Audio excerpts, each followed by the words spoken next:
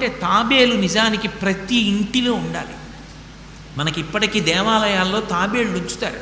ప్రతి దేవాలయంలో తాబేలు ఉంటుంది. పూర్వం ప్రతి నూతిలో ఒక తాబేలు నుంచేవారు. ఎందుకు తాబేటి ఉంచుతారో తెలుసా? తాబేటి యొక్క దర్శనము మంగళ దర్శనం.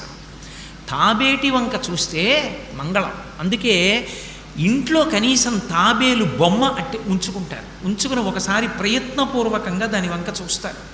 ఎందుకు తాబేలు ఇంట్లో ఉంచుకోవాలి అంటే దాంట్లో ఒక రహస్యం ఉంది. దీక్ష అని ఒక మాట. దీక్ష అన్న మాట దేనికి అన్వయం అవుతుంది అంటే యజ్ఞానికి అన్వయం అవుతుంది. యజ్ఞం చేసేటటువంటి వాడు దీక్ష స్వీకరిస్తాడు. దీక్షా స్వీకారం చేశాడు అంటే ఇంటి లోపలికి మళ్ళీ వెళ్ళరు. ఇక పూర్తయిన తర్వాతే ఇంట్లో కడతారు. ఇల్లు విడిచిపెట్టి బయటికి వచ్చేసి దీక్షావస్త్రాలు కట్టుకొని మేళతాళాలతో యాగశాల ప్రవేశం చేస్తారు. ఇక ఎప్పుడు మళ్ళీ ఇంటికి వెళ్ళడం? ఆ యాగం